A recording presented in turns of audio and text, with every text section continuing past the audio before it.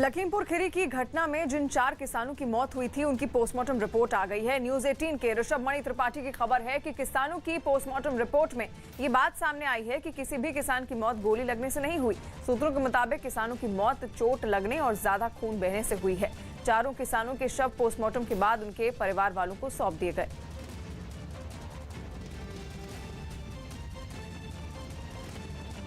लखीमपुर की घटना के बाद हरियाणा और पंजाब के किसान नेताओं ने भी उत्तर प्रदेश का रुख कर लिया है। किसान नेता गुरनाम सिंह चढ़ूनी मेरठ के रास्ते लखीमपुर जा रहे थे, लेकिन वहां पुलिस ने शांति भंग की आशंका जताते हुए उन्हें हिरासत में ले लिया। चढ़ूनी को मेरठ की पुलिस लाइन ले जाया गया, जहां भारतीय किसान यूनियन और आरएलडी कार्यकर्ताओं ने उन्हें छोड़े जाने की मांग की, पर जमकर हंगामा भी किया। किसानों के बढ़ते हंगामे को देखते हुए पुलिस के आला अधिकारी मौके पर पहुंचे और प्रदर्शन कर रहे लोगों को समझाया गया। बाद में गुरनाम सिंह चढ़ूनी को लखीमपुर न जाने की हिदायत देते हुए हरियाणा बॉर्डर पर छुड़वा दिया गया। चढ़ूनी जी हैं, किसान नेता हैं, वो चूँकि जा रहे थे और ये माना गया कि जो है उनकी वजह से कानून व्यवस्था की स्थिति या ये खराब हो सकती है, तो उनको 149 सीआरपीसी के अंतर्गत डिटेन किया गया था, उनको रिलीज कर दिया गया। लखीमपुर में हुई घटना पर सियासत थमने का नाम नहीं ले रही है। राजस्थान से लखीमपुर खीरी जा रहे कांग्रेस के 3 विधायकों को यूपी पुलिस ने आगरा से ही वापस लौटा दिया। राजस्थान के 3 विधायकों राजाखेड़ा के रोहित बोहरा, सवाई माधोपुर के अबरार दानिश और डीडवाना विधायक चेतन डूडी ने धौलपुर के यूपी बॉर्डर पहुंचकर कांग्रेस कार्यकर्ताओं के साथ प्रदर्शन किया। इसके बाद तीनों लखीमपुर खीरी के लिए निकलने वाले थे, लेकिन उन्हें आगरा में ही रोक लिया गया और वापस भेज दिया गया। इस दौरान तीनों कांग्रेस विधायकों की पुलिस के साथ काफी देर तक बहस भी हुई थी। शासन से भी बात करने के लिए यदि हमें परमिशन दे देते हैं तो हम आगे भी जाने की कोशिश करेंगे, नहीं तो हम यहाँ पर अपनी सांकेतिक गिरफ्तारी दे रहे हैं हमारे नेता के लिए, जिनको साथ बर्बरतापूर्ण व्यवहार यूपी पुलिस ने करा। हमारे किसान भाइयों के लिए जिनकी 4 जनों की नृशंस हत्या करी गई, उसके खिलाफ हम तीनों विधायक अपनी गिरफ्तारी देते हैं। उत्तर प्रदेश के लखीमपुर खीरी में 4 किसानों की मौत के बाद वहां कई सियासी पार्टियों के नेताओं ने जाने की कोशिश की, जिन्हें रोकने पर राज्य के कई शहरों में खूब हंगामा और बवाल हुआ। इस हंगामे से राजधानी लखनऊ भी नहीं बच पाया। जहां समाजवादी पार्टी के अध्यक्ष अखिलेश यादव जैसे ही अपने समर्थकों के साथ लखीमपुर खीरी जाने के लिए निकले, पुलिस ने उन्हें रोक दिया, जिसके बाद समाजवादी पार्टी के कार्यकर्ता उग्र हो गए और उन्होंने हंगामा शुरू कर दिया। पुलिस के इस कदम से नाराज अखिलेश यादव ने सड़क पर ही धरना शुरू कर दिया। फिर तो वहां देखते ही देखते माहौल काफी तनावपूर्ण हो गया। इसी बीच समाजवादी पार्टी के दफ्तर के बाहर खड़ी पुलिस की एक गाड़ी में आग लगा दी गई, जिसका आरोप समाजवादी पार्टी के कुछ कार्यकर्ताओं पर लगा। जलती गाड़ी को देख गौतमपल्ली थाने के कुछ पुलिस वाले फौरन हरकत में आए और उन्होंने गीले कपड़ों और पानी की मदद से आग पर काबू पाने की कोशिश की। कुछ ही देर में वहां फायर ब्रिगेड की एक गाड़ी भी पहुंच गई, लेकिन तब तक वो गाड़ी जलकर राख हो चुकी थी। ये पुलिस की गाड़ी समाजवादी पार्टी के दफ्तर के बाहर खड़ी है और कार्यकर्ताओं ने गुस्से में आकर इस पुलिस की गाड़ी में आग लगा दी है। माहौल बिगड़ता देख फौरन आसपास के थानों की पुलिस और सुरक्षा बल के जवानों को वहां बुला लिया गया, जिन्होंने हालात पर काबू पाने के लिए पूरी ताकत झोंक दी। वहां माहौल और न बिगड़े, इसके लिए पुलिस वालों ने अखिलेश यादव और कई कार्यकर्ताओं को हिरासत में ले लिया और उन्हें पुलिस वैन में बैठाकर अपने साथ ले गई। लेकिन हिरासत में लिए जाने से पहले न्यूज 18 से बातचीत में अखिलेश यादव ने लखीमपुर की घटना पर सरकार को निशाने पर लिया। किसान पे इतना जुल्म कभी नहीं हुआ होगा जितना जुल्म इस सरकार में हो रहा है। लखनऊ में गौतमपल्ली थाने के बाहर हुए इस हंगामे का एक वीडियो भी सामने आया, जिसमें अखिलेश यादव को हिरासत में लिए जाने से भड़के उनके समर्थक एक दारोगा से हाथापाई करते नजर आए। इन लोगों की इस हरकत का वहां मौजूद दूसरे पुलिस वालों ने विरोध किया, मगर वो लोग नहीं माने। ये देख पुलिस की गाड़ी में बैठे अखिलेश यादव फौरन बाहर निकले और वो अपने समर्थकों और पुलिस वालों को शांत कराते दिखाई दिए। इतना ही नहीं, समाजवादी पार्टी के कार्यकर्ताओं ने राज्य के दूसरे शहरों में भी अपने नेता को पुलिस हिरासत में लिए जाने के विरोध में खूब हंगामा किया। अखिलेश यादव के अलावा कांग्रेस नेता प्रियंका गांधी तो रात में ही लखीमपुर खीरी जाने के लिए निकल पड़ी, लेकिन इस बात की भनक लगते ही पुलिस ने उन्हें वहां जाने से रोक दिया और हिरासत में लेने की कोशिश की, जिसका प्रियंका और उनके साथ मौजूद सांसद दीपेंद्र हुड्डा ने विरोध किया। दूर रहिए, हटिए, दूर रहिए, आपकी प्रियंका गांधी ने पुलिस अधिकारियों से उन्हें रोकने का सरकारी ऑर्डर दिखाने की मांग भी की। मुझे अरेस्ट का वारंट दो, मुझे ऑर्डर दो। कांग्रेस की ओर से इससे जुड़े जो वीडियो जारी किए गए, उनमें एक वीडियो में पुलिस वालों के रवैये से वो बेहद गुस्से में नजर आई। मैं नहीं हिलूंगी यहाँ से और तुम हाथ नहीं लगाओगे। इस दौरान वहां मौजूद कुछ महिला पुलिस कर्मियों ने उन्हें समझाने की कोशिश की, लेकिन वो लखीमपुर खीरी जाने की जिद पर अड़ी रहीं। किसी को हाथ मत लगाइए भाई, हाथ छाड़िए, हाथ छाड़िए। मगर पुलिस वालों के आगे उनकी एक नहीं चली और उनको हिरासत में लेकर सीतापुर पुलिस लाइंस लाया गया। जिसकी जानकारी मिलते ही रात में कांग्रेस कार्यकर्ता पुलिस लाइंस के बाहर जुट गए और उन्होंने वहां धरना शुरू कर दिया। पुलिस वालों ने इन प्रदर्शनकारियों को समझाने की बहुत कोशिश की, लेकिन ये लोग नहीं माने और अपना धरना जारी रखा। हाथों में पार्टी के झंडे लिए कांग्रेस कार्यकर्ताओं ने पुलिस लाइंस के मेन गेट पर सरकार के खिलाफ खूब नारेबाजी की। पुलिस वाले इन्हें समझाते रहे, मगर उनकी इस कोशिश का कोई असर प्रदर्शनकारियों पर नहीं हुआ। इन लोगों ने प्रियंका गांधी को हिरासत में लिए जाने की कार्रवाई के विरोध में अपना हंगामा जारी रखा। पुलिस वालों से धक्का मुक्की और गर्मा गर्मी तो कई बार वहां देखने को मिली। उधर आरएलडी नेता जयंत चौधरी भी लखीमपुर खीरी जाने की कोशिश करने वाले नेताओं की फेहरिस्त में शामिल रहे, जो सुबह सुबह ही अपने समर्थकों के साथ निकल पड़े। मगर गढ़मुक्तेश्वर टोल प्लाजा पर पुलिस ने उन्हें रोकने की कोशिश की, जिससे वहां अफरा तफरी मच गई। पुलिस वालों की पकड़ से बचने के लिए उनके समर्थकों ने टोल प्लाजा पर दौड़ लगा दी। बताया गया कि इस भागदौड़ में कुछ पुलिस वाले घायल भी हो गए। विपक्षी नेताओं के इस रुख पर सरकार के मंत्री सिद्धार्थनाथ सिंह ने सवाल उठाए और लखीमपुर की घटना को तूल देने का आरोप इन नेताओं पर लगाया। चुनाव सिर पे है तो उसको देखते हुए एक पॉलिटिकल टूरिज्म चल रहा है। राज्य के दूसरे शहरों में भी इसी तरह विपक्षी पार्टियों के कार्यकर्ताओं ने खूब हंगामा किया। हालांकि विपक्ष का सियासी फायदा उठाने की कोशिशों के बीच किसानों और प्रशासन के बीच समझौता हो गया। इस घटना की न्यायिक जांच कराने का फैसला किया गया। साथ ही जिन किसानों की मौत हुई उनके परिवार वालों को 45 लाख रुपए की आर्थिक मदद का ऐलान भी कर दिया गया।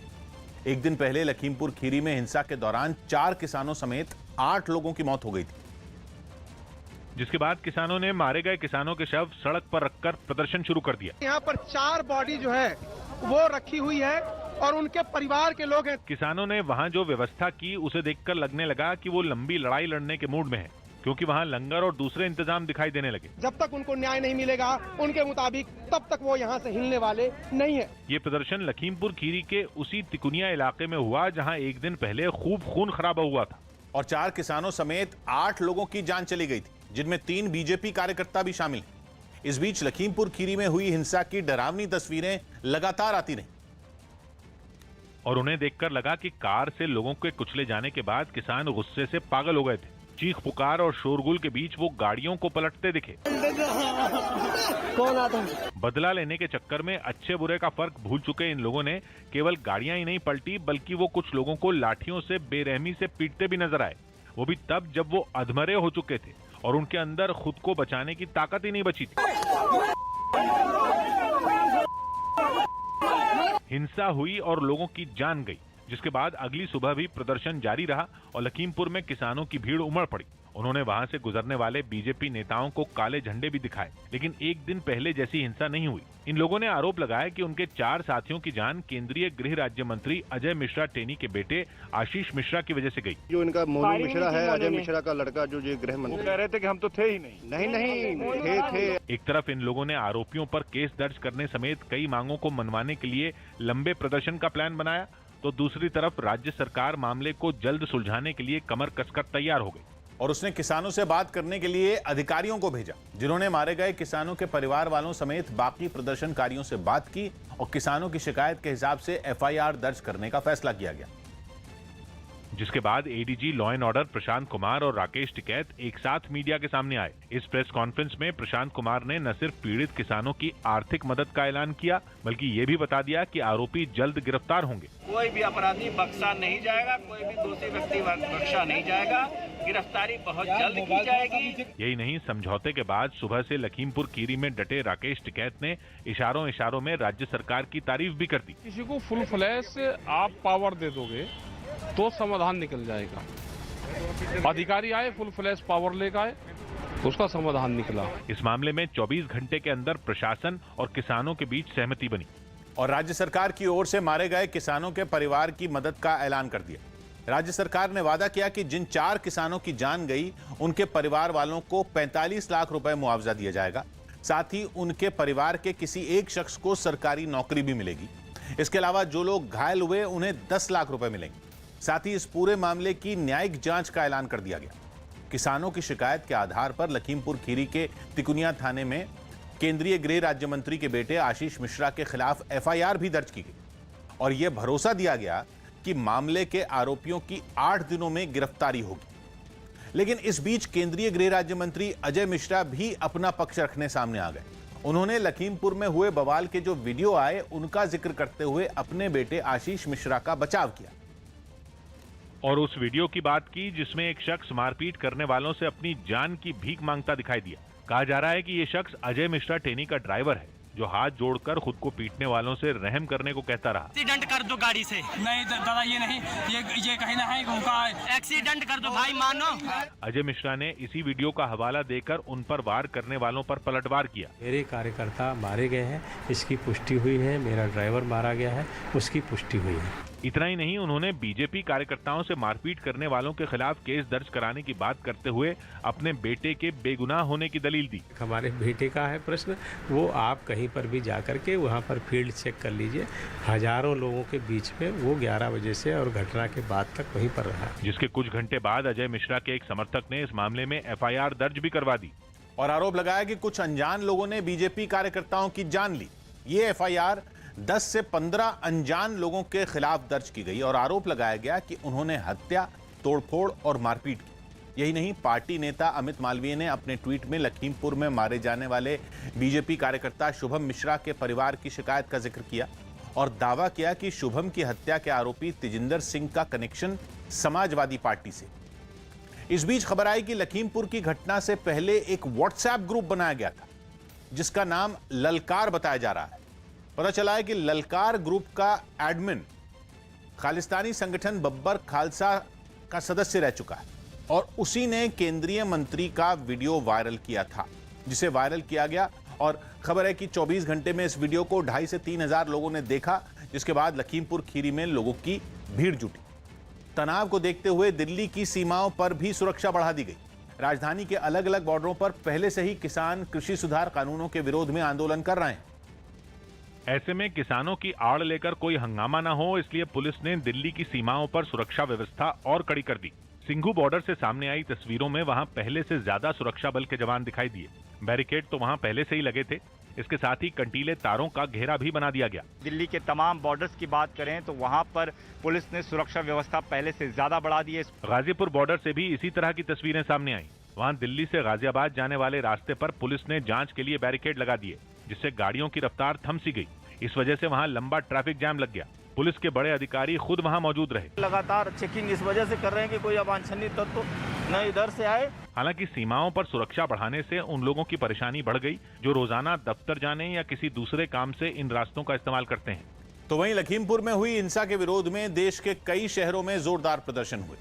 इसकी गूंज राजधानी दिल्ली में भी सुनाई पड़ी, जहां उत्तर प्रदेश भवन प्रदर्शन का केंद्र बन गया और कांग्रेस के कई कार्यकर्ता वहां लखीमपुर खीरी हिंसा के विरोध में जुट गए। हालांकि पुलिस ने पहले से वहां बैरिकेड लगा रखे थे ताकि कोई प्रदर्शनकारी उत्तर प्रदेश भवन तक न पहुंच सके, लेकिन प्रदर्शनकारियों ने उन्हें तोड़ने की पूरी कोशिश की। इसी बीच कुछ महिला कार्यकर्ता किसी तरह उन बैरिकेड को पार कर गईं। उनमें एक महिला तो मौका पाकर आगे की तरफ तेजी से दौड़ने लगी, हालांकि तुरंत ही उसे पकड़ लिया गया। लखीमपुर कांड की जो आग है वो उत्तर प्रदेश से दिल्ली भी पहुंच गई है और इसका नजारा यहाँ पर साफ तौर पर देखने को मिल रहा है। इससे पहले कांग्रेस कार्यकर्ता वहां काफी देर तक धरने पर बैठे रहे। वहीं दूसरी तरफ लेफ्ट पार्टियों से जुड़े कुछ कार्यकर्ता भी वहां पहुंच गए। उन्हें भी उत्तर प्रदेश भवन की तरफ जाने से रोक दिया गया। हंगामा अभी थमा नहीं था कि आरएलडी के भी कुछ कार्यकर्ता वहां लखीमपुर घटना के विरोध में पोस्टर लेकर इकट्ठा हो गए। हालात बिगड़ते देख पुलिस ने प्रदर्शनकारियों को हिरासत में लेना शुरू कर दिया। कई लोगों को उठाकर पुलिस की गाड़ी में बैठाया गया। इस दौरान सभी दलों के कार्यकर्ताओं ने इस कार्रवाई का विरोध किया, लेकिन पुलिस की सख्ती के आगे उनकी एक न चली और हंगामा कर रहे लोगों को वहां से हटा दिया गया। इसी तरह चंडीगढ़ में भी कांग्रेस हिंसा के विरोध में सड़कों पर उतरी और वहां इसकी अगुवाई पंजाब के प्रदेश अध्यक्ष नवजोत सिंह सिद्धू ने की। सिद्धू पार्टी के अंदर चल रही खींचतान के बीच कई कार्यकर्ताओं के साथ राज्यपाल के आवास के बाहर धरने पर बैठ गए। उन लोगों ने वहां लखीमपुर घटना के खिलाफ और किसानों के समर्थन में खूब नारे भी लगाए। किसान मजदूर एकता जिंदाबाद, किसान मजदूर एकता जिंदाबाद। बाद में सिद्धू समेत कांग्रेस के सभी कार्यकर्ताओं को हिरासत में ले लिया गया। दिल्ली के पास यूपी के गाजियाबाद से भी प्रदर्शन की ऐसी ही तस्वीरें सामने आई। वहां समाजवादी पार्टी के कार्यकर्ताओं ने जिला मुख्यालय के बाहर मोर्चा खोल दिया। उन्हें आगे बढ़ने से रोकने के लिए पुलिस को अपनी पूरी ताकत झोंकनी पड़ी। इस दौरान पुलिस और प्रदर्शनकारियों के बीच धक्का मुक्की की भी नौबत आ गई। हालांकि समाजवादी पार्टी के कार्यकर्ता किसी तरह जिला मुख्यालय के परिसर में दाखिल हो गए, लेकिन वो इमारत के अंदर नहीं जा सके क्योंकि वहां पुलिस का एक और घेरा पहले से मौजूद था। ये देखकर प्रदर्शनकारी वहीं नारेबाजी करने लगे। यूपी के मथुरा में भी लखीमपुर घटना का विरोध किया गया। वहां भारतीय किसान यूनियन से जुड़े लोगों ने एक टोल प्लाजा पर ही कब्जा कर लिया, जिसके बाद जिले के एसपी समेत कई पुलिस अधिकारी वहां पहुंच गए। हरियाणा के अंबाला का भी कुछ यही हाल रहा, जहां कई किसान अपना विरोध जताने के लिए सड़कों पर उतरे। उन्होंने एक रैली निकाली जो शहर के कई इलाकों से होकर गुजरी। इसी तरह देश के कई और शहरों में भी लखीमपुर खीरी घटना के खिलाफ नाराजगी जाहिर की गई। जबकि इस मुद्दे पर जमकर सियासत हुई और विपक्ष ने चुनावी माहौल में इस मुद्दे को भुनाने में पूरा दम लगा दिया, जबकि राज्य सरकार का पूरा जोर इस बात पर रहा कि शांति व्यवस्था न बिगड़े। एक दिन पहले हुए लखीमपुर के मामले को समाजवादी पार्टी ने खूब तूल दिया और राज्य की योगी सरकार पर निशाना साधते हुए खुद को किसानों का हिमायती दिखाने की कोशिश शुरू कर दी। जब तक ये सरकार हटेगी नहीं, तब तक कोई किसानों की समस्या का सुलझाव नहीं है। उत्तर प्रदेश में सियासी जमीन तलाश रही आम आदमी पार्टी भी बीजेपी को घेरने में पीछे नहीं रही। इनके लिए ना किसान कुछ है, ना आम आदमी कुछ है। वहीं कांग्रेस की ओर से इस मामले को हवा देने का जिम्मा संभाला भूपेश बघेल ने। कंट्रोल में कुछ नहीं रहा, उसके लोग ही किस प्रकार से कर रहे हैं। विपक्ष ने भले ही राज्य की योगी सरकार को घेरने की कोशिश की, लेकिन मुख्यमंत्री का पूरा फोकस इस बात पर रहा कि इस घटना की वजह से राज्य का माहौल न बिगड़े। उन्होंने अपने ट्वीट में भरोसा दिया कि दोषियों को कड़ी सजा मिलेगी और साथ ही लिखा कि लोग किसी के बहकावे में न आए और शांति व्यवस्था बनाए रखें। यही नहीं, ये मामला सुप्रीम कोर्ट में भी उठ गया। किसान महापंचायत के नाम के संगठन की ओर से दायर अर्जी पर सुनवाई करते हुए सुप्रीम कोर्ट ने लखीमपुर खीरी कांड पर सख्त टिप्पणी की।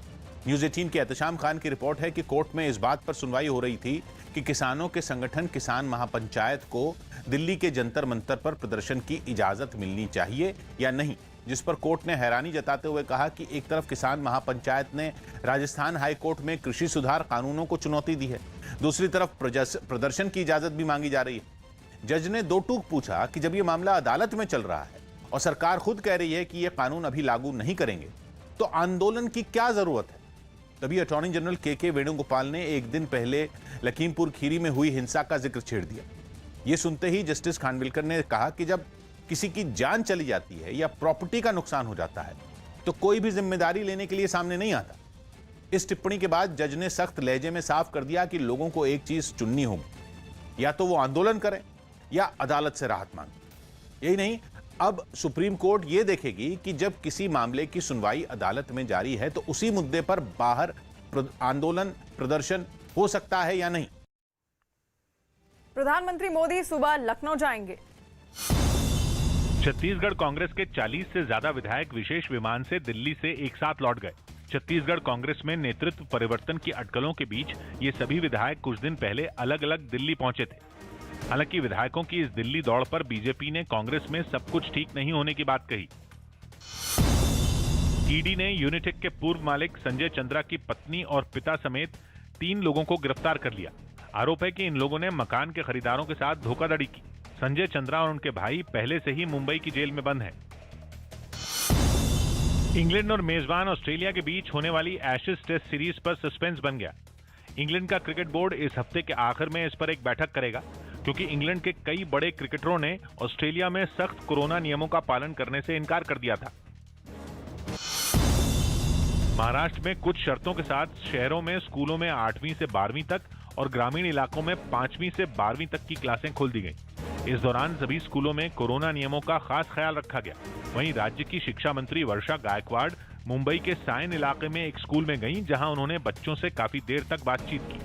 करीब 1.5 साल बाद स्कूल पहुंचे बच्चे भी काफी खुश दिखाई दिए। खुशी हुई कि हमारा स्कूल 1.5 सालों बाद खुला। मुझे टीचर और अपने फ्रेंड्स से मिलकर बहुत खुशी हुई। मुंबई के नगर निगम बीएमसी की मेयर किशोरी पेडनेकर ने भी स्कूलों में सुरक्षा उपायों का जायजा लिया। कुछ स्कूलों में तो पहले दिन खास सजावट भी की गई थी। वहां बच्चों पर फूल बरसाकर उनका स्वागत किया गया। दिल्ली सरकार ने सर गंगाराम अस्पताल को एक नोटिस जारी किया और आर्थिक रूप से कमजोर श्रेणी ईडब्ल्यूएस के मरीजों को मुफ्त में इलाज न देने के आरोपों पर जवाब मांगा। और बड़ी खबर, फेसबुक, व्हाट्सएप और इंस्टाग्राम से जुड़ी हुई पूरी दुनिया में फेसबुक, व्हाट्सएप, इंस्टाग्राम और फेसबुक मैसेंजर करीब 7 घंटों तक ठप रहा। बताया जा रहा है कि सर्वर में खराबी की वजह से ऐसा हुआ। रात करीब 9 बजे से व्हाट्सएप, इंस्टाग्राम और फेसबुक 7 घंटों तक बंद रहे, जिसकी वजह से दुनिया भर में इसको इस्तेमाल करने वालों को परेशानी का सामना करना पड़ा। तीनों ऐप शुरू होने के बाद व्हाट्सएप की तरफ से एक ट्वीट किया गया, जिसमें लोगों को हुई परेशानी के लिए माफी भी मांगी गई। पश्चिम एशिया के देश ओमान में आए तूफान में 10 से ज्यादा लोगों की मौत हो गई, जबकि कुछ लापता बताए गए। बताया गया कि अरब सागर से उठा शाहीन नाम का यह तूफान एक दिन पहले ही ओमान के तट से टकराया था और उसके टकराते ही वहां तेज हवाओं के साथ बारिश शुरू हो गई। भारी बारिश की वजह से ओमान के कुछ इलाकों में बाढ़ जैसे हालात बन गए। शहर के बीचों बीच सैलाब आ गया। कई रास्ते उस पानी में डूब गए। जो गाड़ियां सड़कों के किनारे खड़ी थीं, वो भी पानी में डूब गईं। तूफान के बाद आए सैलाब ने कई रास्तों को भी तोड़ दिया। बताया गया कि तूफान के साथ वहां करीब 110 किलोमीटर प्रति घंटा की रफ्तार से हवाएं चलीं, जिन्होंने काफी नुकसान पहुंचाया। तूफान की वजह से ओमान के कई हवाई अड्डों से उड़ानों को भी रद्द करना पड़ा। मुंबई में समंदर में क्रूज पर ड्रग्स पार्टी केस में शाहरुख खान के बेटे आर्यन खान और उनके साथ गिरफ्तार किए गए आरोपियों को 7 अक्टूबर तक एनसीबी की कस्टडी में भेज दिया गया है और इस केस में आरोपियों को मुंबई की किला कोर्ट में पेश किया गया, जहां आर्यन खान पर एनसीबी ने कई गंभीर आरोप लगाए। मुंबई में ड्रग्स का गोरख धंधा कितने बड़े स्तर पर फैल चुका है, इसका अंदाजा मुंबई के समंदर में हाई प्रोफाइल ड्रग्स पार्टी को देखकर लगाया जा सकता है। क्रूज पर एनसीबी की कार्रवाई आज तीसरे दिन भी हुई। सुबह 6 बजे एनसीबी ने जब वहां फिर से छापा मारा तो क्रूज के क्रू यानी कि वहां काम करने वाले कर्मचारियों को हिरासत में लिया गया और उनसे कड़ी पूछताछ शुरू हो गई। पार्टी में किस किस ने ड्रग्स ली थी, इसका पता लगाने के लिए गिरफ्तार किए गए लोगों का मेडिकल टेस्ट भी करवाया गया है, जिसके लिए आरोपियों को जेजे अस्पताल ले जाया गया और बाद में कोर्ट में पेश किया गया। किला कोर्ट में एनसीबी की तरफ से additional solicitor general Anil Singh ने पैरवी की। उन्होंने कोर्ट को बताया कि आर्यन खान के मोबाइल चैट से ड्रग्स सप्लायरों से जुड़ी जानकारी सामने आई है। ये व्हाट्सएप चैट कोड वर्ड में की गई थी और इसमें पैसों के लेन देन का भी जिक्र था। उन्होंने कोर्ट को यह भी बताया कि अंतर्राष्ट्रीय स्तर पर भी पैसों के लेन देन की बात सामने आई है। उन्होंने अपनी दलील देते हुए ये भी कहा कि आजकल कॉलेज में ड्रग्स का प्रचलन काफी बढ़ गया है। एक और जहां हाई प्रोफाइल लोग और उनके बच्चे समाज में प्रेरणा का काम करते हैं, ऐसे में आर्यन खान की कस्टडी जरूरी है। इन आरोपों पर आर्यन खान के वकील ने कहा कि ये सारे आरोप बेबुनियाद है और निराधार हैं और आर्यन खान ने कभी ड्रग्स का सेवन नहीं किया। कोर्ट ने सरकारी वकील और एएसजी अनिल सिंह से यह भी पूछा कि वो व्हाट्सएप चैट के जरिए क्या साबित करना चाहते हैं। उधर आर्यन खान के वकील सतीश मानशिंदे ने एनसीबी के आरोपों का जवाब दिया और कहा कि एनसीबी ने जब आर्यन को हिरासत में लिया और उसके बैग की तलाशी ली तो भी कुछ नहीं मिला था। आर्यन के दोस्त अरबाज के पास से 6 ग्राम चरस मिली है और उसी के आधार पर आर्यन को गिरफ्तार किया गया है। एनसीबी जिस मोबाइल चैट की बात कर रही है उसमें आर्यन के विदेश दौरे के ट्रांजैक्शन को इंटरनेशनल और संदिग्ध बताया जा रहा है। आर्यन अपने दोस्तों से ड्रग्स के बारे में अगर चैट कर भी रहा है तो इसका मतलब ये नहीं कि वो ड्रग्स कंज्यूम करता है। आर्यन का किसी ऑर्गेनाइजर, किसी सप्लायर, किसी डीलर से कोई संबंध नहीं है। मेरे क्लाइंट ने किसी से कोई ड्रग्स न खरीदी है और न बेची है। यही नहीं, वकील सतीश मानशिंदे ने दलील दी कि पार्टी में आर्यन की मौजूदगी संदेहास्पद नहीं है क्योंकि उन्हें इनवाइट किया गया था। इसके जवाब में एनसीबी के वकील अनिल सिंह ने कहा, इनवाइट से आपका क्या मतलब है? वो क्रूज पर गए थे, वो दोस्तों से मिले, कुछ चैट्स मिली हैं जिसमें बड़ी मात्रा में ड्रग्स खरीदने का जिक्र है। वो ड्रग्स से जुड़े लोगों के संपर्क में थे, वो निर्दोष नहीं है। आप चाहते हैं कि हम सब कुछ 2 ही दिन में पता कर लें। क्रूज पर एनसीबी की छापेमारी में 10 लोगों को गिरफ्तार किया गया। पूछताछ के आधार पर पुलिस के हत्थे एक और आरोपी चढ़ा जिसके पास से बड़ी मात्रा में ड्रग्स बरामद हुई है। इस कार्रवाई के तहत एक ऐसे व्यक्ति को अप्रहेंड किया गया, पकड़ा गया, जिसको कंट्रोल डिलीवरी के माध्यम से हम लोगों ने एक तरह से बुलवाया था। उसको ये खबर नहीं थी कि कौन बुला रहा है। उसी में से हम लोगों ने एक तरह से सेटअप किया और रात में वो खुद मोटरसाइकिल लेकर सप्लाई करने के लिए आया था और उसको अप्रहेंड किया गया, पकड़ा गया, जिसके पास कमर्शियल क्वांटिटी के एमडीएम और अन्य पदार्थ मिले। ऑपरेशन क्रूज को अंजाम देने के बाद एनसीबी ने मुंबई के बांद्रा, अंधेरी और लोखंडवाला समेत कई इलाकों में छापेमारी की। इस मामले में एनसीबी को मुंबई में अफगानिस्तान से ड्रग्स पहुंचाए जाने का शक है, लिहाजा वो इस एंगल की भी जांच कर रही है। इससे पहले दावा किया गया कि समंदर में 2 अक्टूबर से शुरू हुआ एनसीबी का ऑपरेशन क्रूज 14 घंटों तक चला। बताया गया कि क्रूज में 1000 से ज्यादा लोग थे, जिसमें से एनसीबी को कुल 8 लोगों के पास ड्रग्स मौजूद होने की पुख्ता जानकारी थी। मुंबई में जावेद अख्तर पर केस दर्ज किया गया। मुंबई पुलिस ने शिकायत मिलने के बाद जावेद अख्तर के खिलाफ एफआईआर दर्ज कर ली।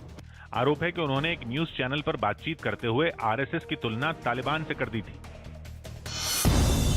बिहार में जन अधिकार पार्टी के अध्यक्ष पप्पू यादव को मधेपुरा कोर्ट से जमानत मिल गई। उन्हें 32 साल पुराने अपहरण के एक मामले में 11 मई को गिरफ्तार कर जेल भेज दिया गया था। पश्चिम बंगाल में विधानसभा चुनाव के बाद हुई हिंसा के मामले में सीबीआई ने कलकत्ता हाईकोर्ट में अपनी स्टेटस रिपोर्ट दाखिल कर दी। अब मामले की अगली सुनवाई शुक्रवार को होगी। जापान के पूर्व विदेश मंत्री फुमियो किशिदा वहां के नए प्रधानमंत्री बन गए। योशिहिदे सुगा के इस्तीफे के बाद वहां की संसद ने मतदान कर फुमियो किशिदा को नया पीएम चुना। जापान के नए पीएम को प्रधानमंत्री मोदी ने भी बधाई संदेश भेजा। साथ ही उन्होंने दोनों देशों के रिश्तों को और मजबूत करने के लिए साथ मिलकर काम करने पर जोर दिया। राजस्थान में बाल विवाह के रजिस्ट्रेशन से जुड़े बिल को राज्यपाल कलराज मिश्र ने रोक लिया। राजस्थान की विधानसभा में 18 सितंबर को यह बिल पास किया गया था, जिसके तहत बाल विवाह के रजिस्ट्रेशन को भी मंजूरी दे दी गई। ये बिल अब राजभवन में अटक गया, राज्यपाल ने इसे मंजूरी नहीं दी है। कानून लागू होने से बाल विवाह के मामलों में बढ़ोतरी की आशंका जता रही बीजेपी ने राज्यपाल के इस फैसले की तारीफ की। ये कानून सम्मत नहीं है और इसलिए राज्यपाल ने अगर रोका है तो उनकी ड्यूटी है। जबकि राजस्थान सरकार ने राज्यपाल के साथ बीजेपी की नीयत पर भी सवाल उठा दिए। ये तो रोजगार रोकने का ही काम कर रहे हैं भाई, अच्छा काम कौन सा कर रहे हैं वो बता दो आप। आंध्र प्रदेश के सीएम जगन मोहन रेड्डी ने राज्य की कानून व्यवस्था पर एक बैठक की, जिसमें पुलिस अधिकारियों को कॉलेजों और यूनिवर्सिटियों में नशे के मामलों पर नजर रखने को कहा गया, ताकि युवाओं को इस जाल से बचाया जा सके। दिल्ली के पास नोएडा में सुपरटेक की अवैध इमारतों के मामले में एसआईटी ने अपनी रिपोर्ट सौंप दी। इसमें नोएडा अथॉरिटी के 26 अधिकारी दोषी बताए गए। इसके अलावा सुपरटेक के 4 निदेशकों और वास्तु विशेषज्ञ के खिलाफ भी कार्रवाई की जाएगी। हाल ही में सुप्रीम कोर्ट ने सुपरटेक के 2 अवैध टावरों को गिराने का आदेश दिया था। इसी के बाद राज्य सरकार ने ये एसआईटी बनाई थी। उत्तर प्रदेश के गोरखपुर में आसमान से आफत बरस पड़ी। वहां इतनी बारिश हुई कि जगह जगह पानी जमा हो गया। कई जगहों पर तो इतना पानी भर गया कि सब कुछ डूबने की कगार पर आ गया। और इसकी गवाही दी इन तस्वीरों ने, जहां गाड़ियां तो चलती नजर आईं, लेकिन सड़क का नामो निशान गायब दिखा। कहीं नाले का गंदा पानी पुल को छूने को बेताब नजर आया, तो कहीं कार के आधे से ज्यादा पहिए डूबे दिखे। सब्जी के एक बाजार में तो इतना पानी भर गया कि दुकानें बंद करने की नौबत आ गई। इसमें भी पंपिंग सेट या पता नहीं कहां से पानी छोड़ा गया है कि हमारे घरों में ये पानी जा रहा है। शहर के कई हिस्से तो तालाब में तब्दील हो गए। वहां कई इलाकों में लोग सड़कों पर नाव चलाते दिखे। हालांकि लोगों ने आरोप लगाया कि प्रशासन ने दूसरे इलाकों के पानी की निकासी के लिए जो पंप लगाए, उनकी वजह से उनकी कॉलोनियों में पानी जमा हुआ। और ये हाल सिर्फ एक जगह का नहीं है। गोरखपुर के शहरी इलाके तो इससे भी ज्यादा परेशान और तंग हैं, और साथ ही आसपास के इलाकों में भी बारिश ने जबरदस्त कहर बरपाया, और इस बरसाती पानी की वजह से लोगों का जीना अब मुहाल हो गया है। और वहां तो स्कूल जाने वाले बच्चों के लिए पानी ने परेशानी खड़ी कर दी। वो लोग ट्रैक्टर ट्रॉली में बैठकर जैसे तैसे अपने स्कूल तक पहुंचे। यहाँ पे ट्रैक्टर के अलावा कहीं से जाने का कोई रास्ता नहीं है। लेकिन स्कूल के हाल भी अलग नहीं थे। वहाँ भी घुटनों तक पानी जमा हो गया, जिसकी वजह से स्कूल की छुट्टी करनी पड़ी। कहीं पानी की निकासी कहीं है ही नहीं, इसीलिए पानी लगा हुआ है। शहर के लगभग हर इलाके से ऐसी ही तस्वीरें सामने आई। लोगों के घरों में दस्तक देने वाले पानी ने परेशानियों को दुगना तो किया ही, साथ ही उनके बाहर निकलने पर भी पाबंदी लगा दी। एलएसी पर भारत के तीखे तेवर देखकर चीन बुरी तरह डर गया है। न्यूज़ 18 के संदीप बोल की रिपोर्ट है कि भारत की तैयारी से घबराए चीन ने एलएसी पर गश्त करने का अपना तरीका ही बदल दिया है। बताया गया कि पहले चीन के 20 से 25 सैनिक एलएसी पर पेट्रोलिंग किया करते थे, लेकिन अब चीन ने उनकी संख्या 4 गुना तक बढ़ा दी। मतलब अब चीन के 100 सैनिक गश्त करने निकल रहे हैं। यह बदलाव उन जगहों पर किया गया है जहां चीन की पोस्ट एलएसी से 20-30 किलोमीटर दूर है। मतलब लद्दाख की ठंड से तो चीन का खून जमा हुआ है ही, उस पर गलवान में भारत ने चीन के जो छक्के छुड़ाए और पहले दिन से भारत एलएसी पर जिस तरह डटा हुआ है, उसने चीन की हालत खराब कर दी। और फिर अब भारतीय सेना ने एलएसी के पास K9 वज्र तोपों की पहली रेजिमेंट भी तैनात कर दी। यानी सीमा पर चीन की घुसपैठ का कोई चांस नहीं, क्योंकि ये तोपें ऐसे घातक हथियार हैं जो 47 किलो बम दाग सकती और 50 किलोमीटर के दायरे में मौजूद अपने दुश्मन के ठिकाने को तबाह कर सकती। राजस्थान के श्री गंगानगर में किसानों ने अपनी मांगे मनवाने के लिए विरोध का नया तरीका निकाल लिया और उन लोगों ने वहां एसडीएम के दफ्तर में ताला लगा दिया और खुद बाहर धरना प्रदर्शन के लिए बैठ गए। बताया गया कि जिस ऑफिस की किसानों ने तालाबंदी की उसमें एक डीएसपी के साथ पुलिस के 100 से ज्यादा जवान मौजूद हैं। सिंचाई के पानी की मांग कर रहे किसानों ने दावा किया कि जब तक उनकी मांगे पूरी नहीं हो जाती वो ताला नहीं खोलेंगे। हालांकि इन्हें समझाने के लिए सरकार की तरफ से कई अधिकारी मौके पर पहुंचे, जिनके साथ पुलिस के जवान भी थे, लेकिन किसान अपनी बात पर अड़े नजर आए। एक दिन पहले अफगानिस्तान की राजधानी काबुल में एक मस्जिद के बाहर हुए बम धमाके के बाद तालिबान और आईएस खुरासान में तलवारें खिंच गईं। दोनों के बीच ऐसी लड़ाई छिड़ी कि पूरा काबुल दहल उठा और फिर तालिबान ने दावा किया कि उसने आईएस खुरासान के एक सेल को पूरी तरह तबाह कर दिया और वहां मौजूद आईएसआईएस के सभी आतंकियों को भी मार गिराया। हालांकि तस्वीरों में कुछ खास नजर तो नहीं आया, लेकिन बमबाजी के धुएं और गोलीबारी की कान फाड़ देने वाली आवाज ने साफ कर दिया कि आतंक फैलाने के लिए बदनाम दोनों संगठनों के बीच अफगानिस्तान की सत्ता पाने के लिए छिड़ा संघर्ष खतरनाक मोड़ ले चुका है। वहीं एक दूसरी जगह पर जब रात में पूरा काबुल सो रहा था, तभी गोलियों की गूंज ने लोगों की नींद हराम कर दी।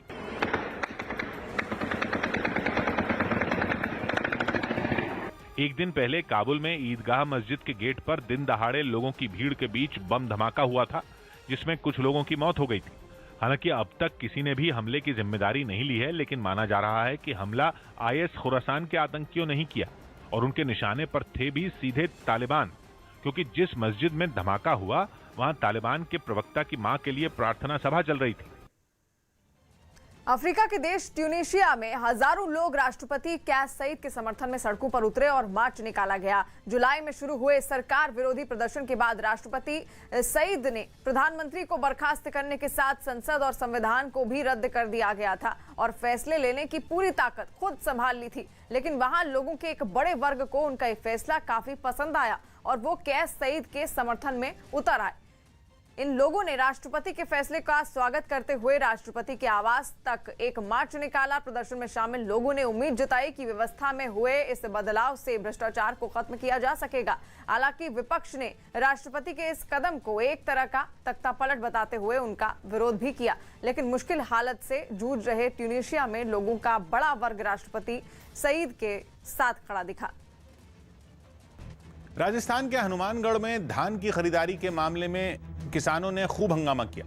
नौबत आ गई कि पुलिस ने उन पर लाठीचार्ज कर दिया और कई किसान घायल हो गए। इन किसानों ने मांग की कि पंजाब और हरियाणा की तर्ज पर उनसे भी धान न्यूनतम समर्थन मूल्य पर खरीदा जाए। उन्होंने पहले ही बता दिया था कि ऐसा नहीं होने पर वो प्रदर्शन करेंगे और उन्होंने वही किया जो उन्होंने कहा था। लेकिन उन्होंने ये नहीं सोचा होगा कि प्रदर्शन के दौरान उन पर पुलिस की लाठियां बरसेंगी और कई किसानों के अस्पताल पहुंचने की नौबत आ जाएगी। हनुमानगढ़ के ये किसान एमएसपी पर धान की खरीद की मांग करते हुए कलेक्ट्रेट के बाहर इकट्ठा हुए और अंदर घुसने की कोशिश करने लगे। कई किसान तो गेट पर चढ़ गए। इधर से पुलिस और उधर से किसान दोनों धक्का देते रहे और आखिरकार किसानों ने इतना दम लगाया कि गेट खुल गया। पुलिस वाले यहाँ वहाँ बिखर गए और वो दौड़ते हुए अंदर दाखिल हो गए। लेकिन कुछ ही सेकंड बाद पुलिस वाले संभल गए। उन्होंने उठाए डंडे और लगे किसानों को पीटने। लाठियां बरसी तो किसान उल्टे पांव दौड़े। कोई गिरा, कोई पुलिस के हाथ लग गया। आरोप लगा कि कुछ किसानों को गंभीर चोटें आईं, जिन्हें अस्पताल में भर्ती करवाना पड़ा। लेकिन इसके बाद भी किसान हटे नहीं। वो धान से भरे ट्रैक्टर लेकर डटे रहे और मांग करते रहे कि उनसे भी धान उसी कीमत पर खरीदा जाए जिस कीमत पर हरियाणा में खरीदा जाता है। यहाँ 1500 में, 1400 में, 1550 में बिक रहा है। पंजाब और हरियाणा में 1960 रुपए की कीमत से सरकार खरीद कर रही है। ये किसान पहले भी मांग कर चुके हैं कि धान के समर्थन मूल्य पर राज्य सरकार केंद्र सरकार को खत लिखे। दिल्ली के द्वारका इलाके में एक महिला की सरेआम हत्या कर दी गई। बताया गया कि एक दिन पहले हुई इस वारदात में आरोपी की किसी बात को लेकर महिला से बहस हो गई थी, जिसका एक सीसीटीवी वीडियो भी सामने आया है, जिसमें दिखा कि बहस के बाद आरोपी ने अपने झोले से एक धारदार हथियार निकाला और 30 साल की महिला पर हमला कर दिया। हमला होते ही वो वहां गिर गई और आरोपी अपने झोलों को उठाकर वहां से चलता बना। ये देख आसपास के लोग फौरन मौके पर पहुंचे और आरोपी को पकड़ने के लिए उसके पीछे दौड़ पड़े। जिस वक्त ये वारदात हुई, वीडियो में कुछ लोग भी नजर आए, लेकिन किसी ने भी मदद नहीं की। हालांकि जान गंवाने वाली महिला ने आरोपी का विरोध जरूर किया, मगर हमलावर के आगे उसकी एक नहीं चली। निकालता है ब्लेड टाइप का वो हथियार है, और अनफॉर्चुनेटली जब तक वो लेडी कुछ रेसिस्ट करती उसका गला रेत देता है। बाद में जब घायल हालत में उसे अस्पताल ले जाया गया तो डॉक्टर उसे बचा नहीं पाए। बताया गया कि लोगों ने आरोपी को पकड़कर उसकी खूब पिटाई भी की, और जब पुलिस उसे छुड़ाने पहुंची तो लोगों ने पुलिस को भी नहीं बख्शा। पुलिस पर हमले के आरोप में 5 लोग गिरफ्तार किए गए, जबकि पिटाई से घायल हुए हत्या के आरोपी को अस्पताल में भर्ती कराया गया। पंजाब के गुरदासपुर में कांग्रेस विधायक बलविंदर सिंह लाडी किसानों के गुस्से का शिकार हो गए। बताया गया कि लाडी वहां गुरुद्वारे में आयोजित एक कार्यक्रम में हिस्सा लेने पहुंचे थे, लेकिन जैसे ही वहां मौजूद किसानों को उनके आने की भनक लगी, सैकड़ों किसान इकट्ठा हो गए और उन्हें घेर लिया। मंच की तरफ बढ़ रहे किसानों ने नारेबाजी शुरू कर दी। किसानों का गुस्सा देख विधायक ने भी वहां से निकलने में ही भलाई समझी। बलविंदर सिंह लाडी के साथ मौजूद सुरक्षा कर्मियों ने किसी तरह वहां से निकालकर पास के गुरुद्वारे की तरफ भागे। भीड़ ने वहां भी उनका पीछा नहीं छोड़ा, लेकिन विधायक के सुरक्षा कर्मी किसी तरह उन्हें गुरुद्वारे के अंदर पहुंचाने में कामयाब हो गए। हालांकि गुरुद्वारे में भी उनके खिलाफ नारेबाजी नहीं रुकी। बाद में उन्हें गुरुद्वारे में ही मौजूद एक इमारत के अंदर ले जाया गया, तब जाकर किसानों से उनका पीछा छूटा। पांडुरा